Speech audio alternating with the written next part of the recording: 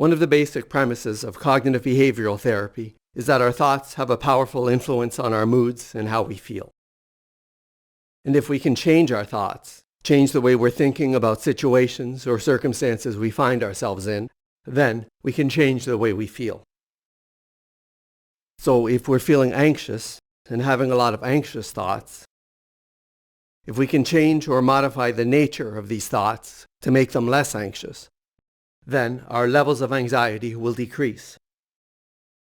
In cognitive behavioral therapy, we change or modify our thoughts with a technique called cognitive restructuring. And so in this video, we're going to learn how to use cognitive restructuring to modify our anxious thoughts in ways that help make us less anxious. When we have anxious thoughts, we tend to overestimate the likelihood that something bad will happen, and overestimate how bad things will be, and underestimate our abilities to cope with bad things if they do occur. Sometimes it's just one of these, and sometimes it's two or all three. My boss wants to meet with me this afternoon. She must be disappointed with my work. I'm probably going to get fired. And then I'm never going to be able to find a new job. My partner was supposed to be home an hour ago. They're not answering my texts. Something must have happened to them. What if they were in an accident? What if they're really hurt? I have to go to Sam's birthday thing this weekend. It's going to be really uncomfortable. I'm not going to know anyone there. I'm not going to have anything to say to anyone. Everyone's going to think I'm some kind of weirdo. I'm just going to embarrass myself. Oh no, what's this feeling in my chest? What if there's something wrong with me? Am I having a heart attack? I'm starting to have trouble breathing. I think I'm dying. When we have these types of thoughts, they make us anxious. And if we're already feeling anxious, we tend to have more of these thoughts, which make us even more anxious, leading to even more anxious thoughts that increase our anxiety, creating a vicious cycle in which the more anxious we are, the more anxious thoughts we have, and the more anxious thoughts we have, the more anxious we feel, and so on. But if we're able to change our thoughts with cognitive restructuring to make them less anxious, then we reverse this cycle. As our thoughts become less anxious, our levels of anxiety begin to decrease, which leads to us having fewer anxious thoughts, which reduces our anxiety even more, and so on. So how does cognitive restructuring work? How do we change these thoughts to make them less anxious? We can't just change our thoughts because we decide we want to. If we try to do this and engage in some sort of positive thinking, for example, if we're having the thought, this is going to be terrible, and we tell ourselves, no, you can't think that. It's making you anxious. You need to change that thought to this is going to be great. Or even, everything's going to be fine. The problem is, we don't believe that this is going to be great, or that everything is going to be fine. And since we don't really believe these thoughts, they're not going to affect the way we feel. They're not going to make us any less anxious. If anything, this type of positive thinking only makes us feel worse, because we're trying to force ourselves to believe things that we don't really think are true. So the key to cognitive restructuring is to replace or modify our existing thoughts with thoughts that are less anxiety-provoking, but that we can believe. So let's learn how to do this. So first, we start with a thought we're having that's associated with our anxiety, and then we're going to assess how accurate that thought is. We want to see how well that thought fits the facts of the situations or circumstances we find ourselves in that we're feeling anxious about. And then if we discover that our thought isn't that accurate, it doesn't fit the facts that well, then we change that thought to make it more accurate so that it fits the facts better. And instead of just trying to come up with a new thought off the top of our heads to replace this anxious thought with, there are a series of questions we can use as prompts to help us come up with new, less anxious thoughts or ways of looking at things. And you can pause the video and read over them now if you like. Or you can download a copy of these questions from my website from the link in the description. But we're also going to go through them now with some examples. And it can help to actually write down our answers, because that gets us out of our heads a bit. And sometimes it's easier to see things from a different perspective when we're looking at them on paper, rather than trying to sort it all out in our heads. So we have a presentation coming up that we're feeling anxious about. So we ask ourselves, what's going through my mind? What am I thinking? I hate speaking in front of people. I'm no good at it. It's going to be terrible.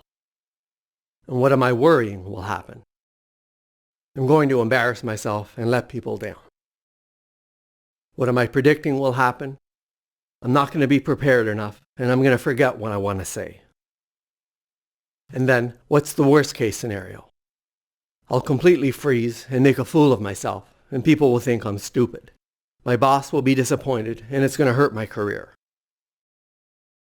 What evidence do I have that this worst case scenario will come true? I'm always uncomfortable when I speak in public. I never do as well as I think I should. What evidence do I have that the worst case scenario may not come true? Even if it hasn't always been perfect, it's always gone okay when I've given a presentation, and I've always managed to get through it. How likely is it that the worst case scenario will come true? It's not very likely. If the worst case scenario did happen, what could I do to help me cope with it? If I start to freeze and forget what I'm supposed to say, I can drink some water to help calm myself down and gather myself. And then I can start reading off my notes for a bit until I get back on track. What are some other possible scenarios, other outcomes, other ways things might turn out? It could go fine and no one will notice that I'm nervous, and I might stumble a bit, but I'll get through it. And what's the most likely thing to happen? Well, I'll be nervous beforehand and when I first start speaking. But once I've been going for a while, I'll settle down and I'll do okay, even if it's not perfect. So if that most likely case scenario were to happen, how could I cope? Well, there's not much to cope with, and that actually isn't so bad. Have I ever been in a similar situation? How did that turn out? How was I able to cope then? Well, I always feel really nervous when I know I'm going to have to do a presentation.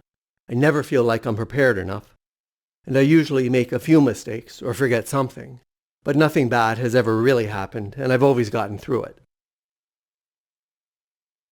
And what have I learned from past situations that can help me deal with what I'm going through now? Well, I'll be uncomfortable when I first start talking, but then I'll calm down and things will go okay. Even though I never feel prepared, I usually prepare really well, and so if I get stuck, I can always refer to my notes until I get back on track. And what advice would I give to a friend or loved one who is in a similar situation?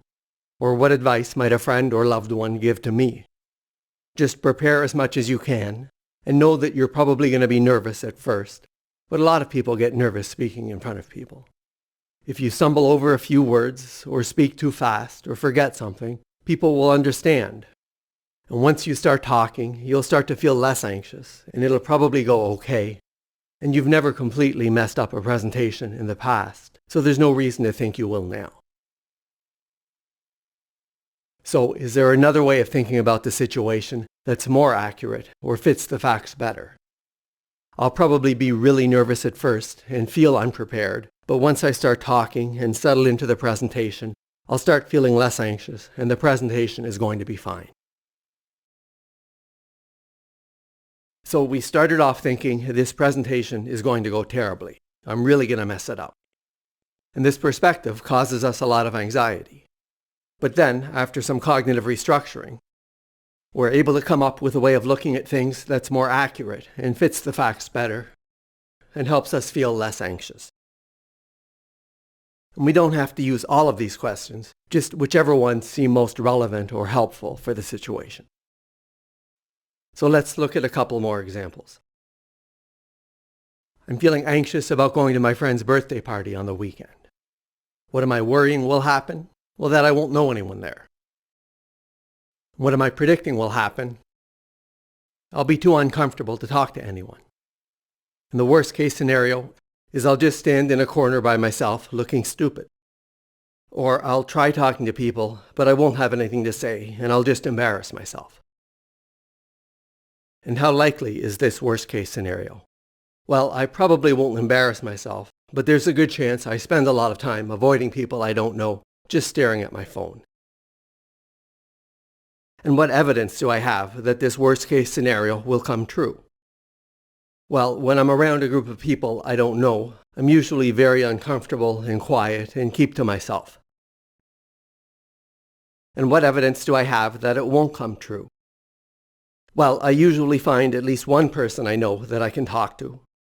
And even if I don't, there's usually someone friendly who comes over and starts talking to me. And that's also the most likely scenario. I'll know someone there, but even if I don't, someone will start talking to me. And as long as they're outgoing enough, I usually don't have a problem holding up my end of the conversation. And then once I've talked to one person, I start feeling less anxious and I start enjoying myself. And if the worst case scenario does come true, how could I cope? Well, I can stick around for a while feeling uncomfortable and then go home. And at least Sam will know that I showed up, and that'll mean a lot to them. So we started off thinking, I'm not going to know anyone. I'm not going to have anything to say to anyone. I'm just going to look stupid or embarrass myself, which causes us a lot of anxiety. But then after some cognitive restructuring, we end up with a more accurate perspective that fits the facts better. Something like, I felt this way about going to parties before and still had a good time, but I might be uncomfortable and not have much to say to anyone. And if that happens, I can just go home. And this new perspective and new way of thinking about the situation reduces the amount of anxiety we're experiencing. Or finally, I notice an uncomfortable feeling in my chest. And I start worrying, I think I'm having a heart attack. And the worst case scenario is I'm having a heart attack and I'm about to die. And obviously, as soon as we start thinking about this worst case scenario, it causes us a lot of anxiety. But how likely is that worst case scenario? Well, I'm pretty young and I've never had any problems with my heart before. So it's probably very unlikely that I'm having a heart attack. What evidence do I have that the worst case scenario will come true?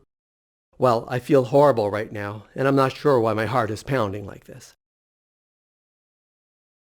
So what are some other possible scenarios? It feels like a heart attack because my anxiety has set off the fight or flight response, and that's caused my heart to start racing. And it's probably just a panic attack. What have I learned from past situations like this? Well, I've had a lot of panic attacks in the past, and they often feel like a heart attack at first, but they always turn out to be just a panic attack. And if this most likely scenario is true, what can I do to help me cope with it? If I can slow down my breathing, I'm usually able to prevent a full-blown panic attack. But even if I can't, once the panic attack passes, I'm going to be okay.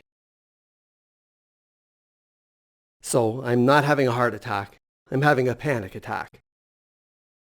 And I have some tools that can help me cope with it. And even if they don't work, I know that once the panic attack passes, I'm going to be okay. So with the help of some cognitive restructuring, we're able to change our initial thought that's causing us so much anxiety, I'm having a heart attack and I'm going to die, to a new, more accurate thought. This is a panic attack, and it feels really scary and uncomfortable, but it's not going to kill me, and I'm going to be okay once it passes. And this new way of looking at things reduces our anxiety, which also makes it less likely that things do escalate into a full-blown panic attack. So in each of these examples, we took our initial thoughts about a situation that were causing us a lot of anxiety and modified them with cognitive restructuring into a more accurate way of looking at things that reduces our anxiety. And if you'd like to learn a more structured way to do cognitive restructuring, please check out my video on the Thought Record worksheet. And you can download a copy of these cognitive restructuring questions from selfhelptunes.com, where you'll also find my free Self-Help for Anxiety course. And if you like this video and would like to support my channel and help me make more videos like this, I really appreciate it. And please check out the donation links in the description, or just hit the like button and subscribe to my channel so you don't miss my new videos when they come out.